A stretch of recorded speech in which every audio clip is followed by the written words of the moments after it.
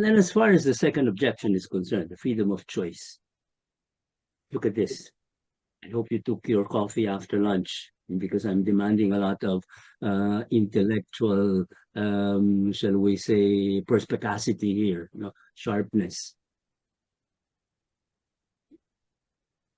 A divorce law will not only affect those marriages which want a divorce. A divorce law affects all marriages because it changes the definition of marriage to something which cannot be dissolved to something which can be dissolved.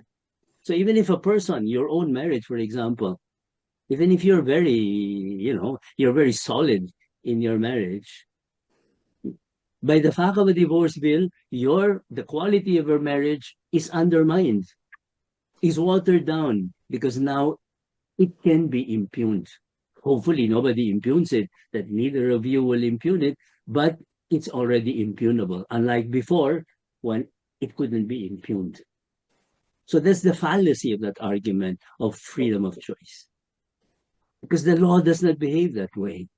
A divorce bill is all encompassing. It affects everyone, not just those marriages which will be assailed or what do you call this, in which rather the spouses would want a divorce.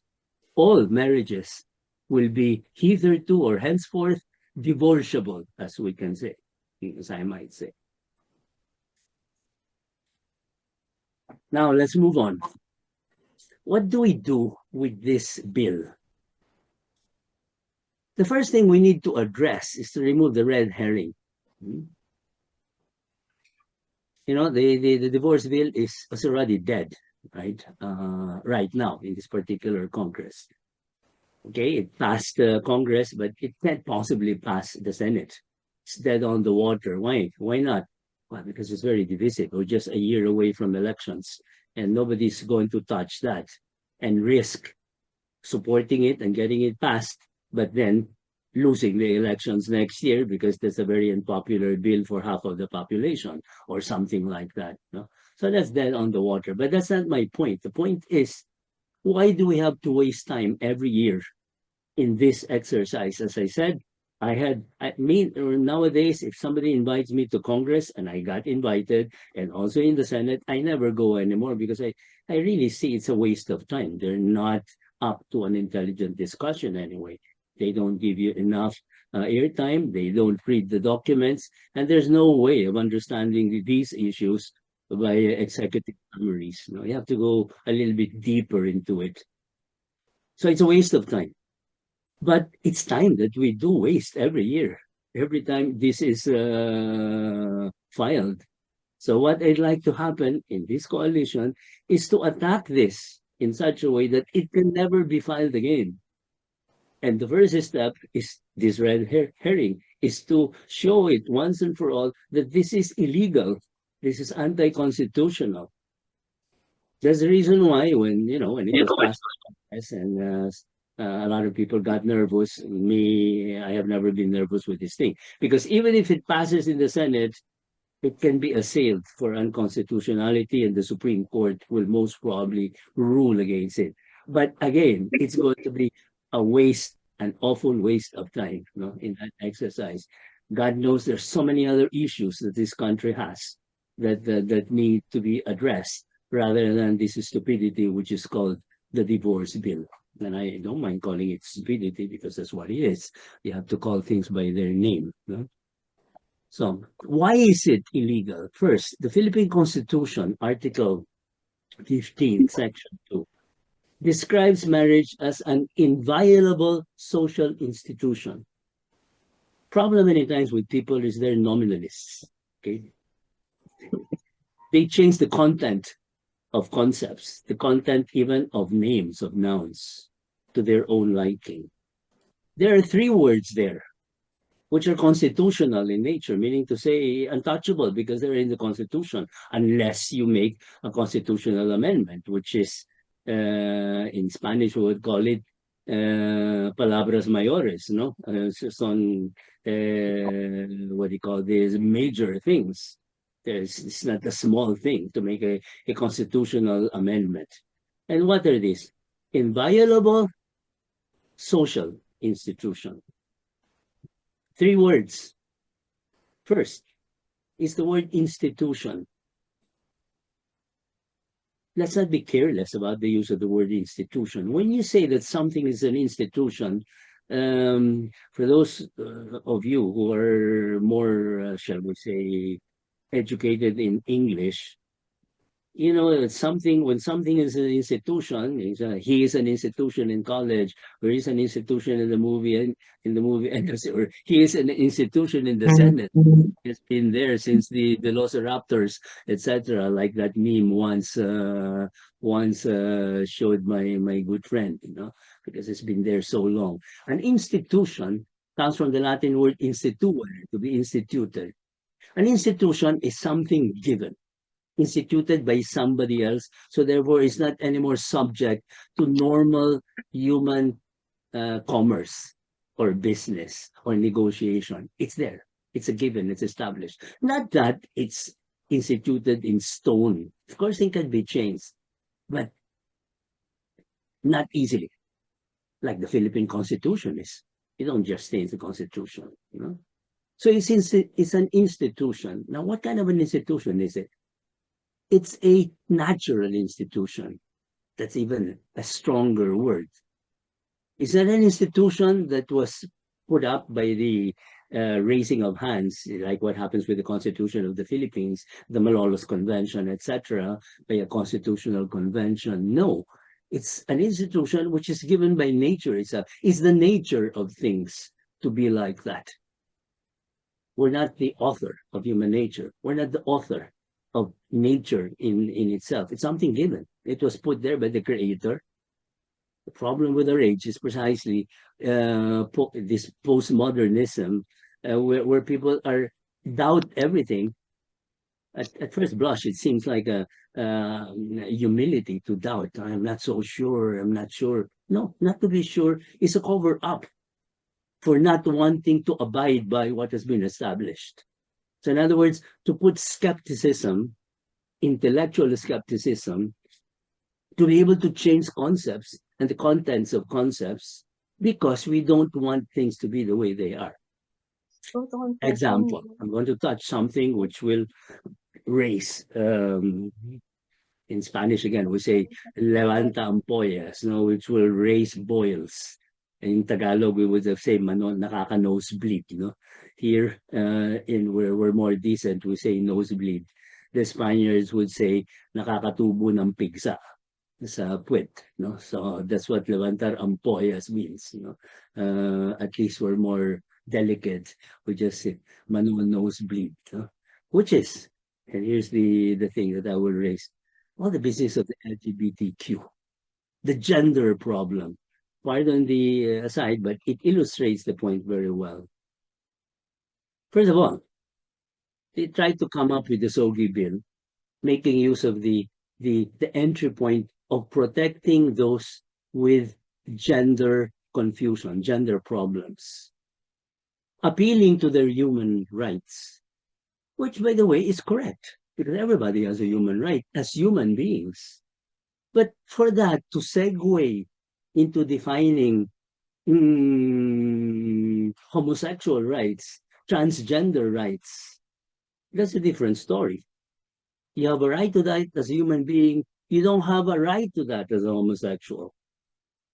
Because there's no such thing as a homosexual rights in their homosexuality for the simple reason that homosexuality is an aberration, is an abnormality. What is normal is to be man, woman. And the gender that follows each one automatically is masculine, feminine. Gender is not a matter of choice. It's a matter of sex. And we are sex, so we're also gendered. However, since gender is developed in education, in upbringing, it can admit of abnormalities. Nobody can be abnormally male. If you're XX, you're female. If you're XY in your chromosome, you're male. Of course, the genetic material that will follow that, the physiological, or I would say the hormonal content of that, can admit of variations And that's the reason why you have certain women with more masculine characteristics. They grow mustache and they're very muscular, but they're still women. Or men who are a little bit more effeminate in their structure. But the behavior that will follow it, that's a matter of choice. No matter how physically, shall we say, unmasculine I may be, physically feminine I may be, lalampa-lampa, payat, balingkinitan, or something, I can still choose to act in a masculine way. It's a matter of choice. And that's what happens with these things. Now, segue that to the nature of marriage. Marriage has an intrinsic nature. Is that union between a man and a woman, which the law can only reflect, can only, shall we say, manifest in the juridic matrix of a society, articulate in laws, but following it, not going against it. Because when a law goes against the nature of things, by that very fact, it becomes irrational. And by that very fact, it loses its, shall we say, its right or its claim to exigibility. You cannot demand something that goes against nature. On the contrary, one is even obliged to disobey a law that goes against nature. But that precisely is the problem. We're living in an age where people doubt the very notion of nature. We're living in a civilization, the post-Christian era, the post-modernistic age, which really is just a rehash of medieval errors of nominalism of William of Ockham that will later went on to René Descartes and Kant and all the romantics of the 18th and 19th centuries, to the modernism which was condemned by Pope Pius X in the beginning of the 20th century, only to rise up, rear up its ugly head again after the Second Vatican Council in the post-conciliar crisis. And this is the thing that we have right now. People hindi magkamayaw, no?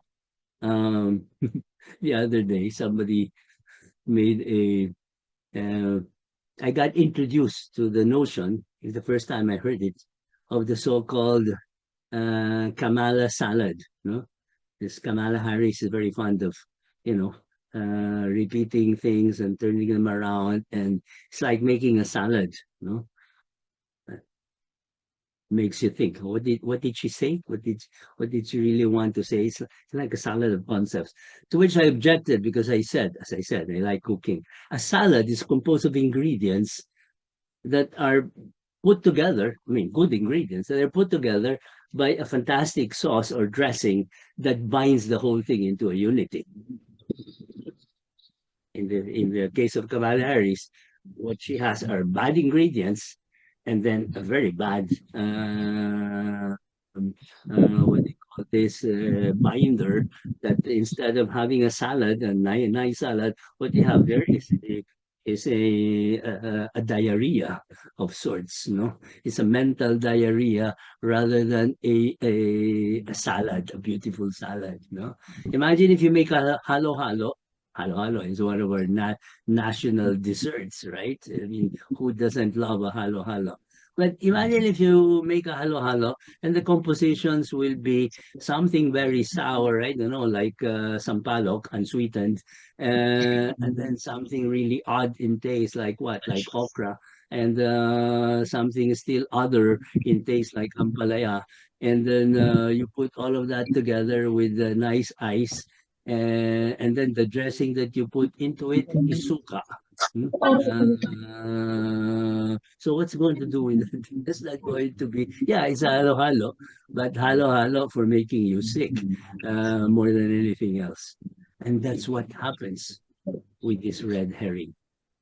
So first, the Constitution says that it's, we have the principle of the statutory construction, which says that clear and unequivocal language must be interpreted literally. Now, the Constitution's framing of marriage as an inviolable, explicit as inviolable rather, explicitly excludes provisions for divorce. So it's an inviolable social institution. So that's very clear. So if you're going to institute divorce, then you're violating it. Second, legislative actions reinforce this interpretation. The Family Code of the Philippines, which provides for legal separation, annulment, and declaration of nullity, excludes divorce. So in other words, even in the organic law regarding marriage and family, because that's what the family code is, it's an organic law. You know, there's a hierarchy of laws. You have the Constitution, and then you have big laws that are almost as constitutional as the Constitution. And one of that precisely is the family code. It's the organic law regarding marriage and family. It contains annulment, declaration of nullity, and separation, but doesn't include divorce. So therefore, if you're going to institute divorce, you're going to violate the family code, aside from violating the Constitution. And no normal legislation should be able to do that. Is it possible to do that? Yes, but you have to change the family code and you'll have to change the Constitution first. Otherwise, that law will be against the family code and against the Constitution.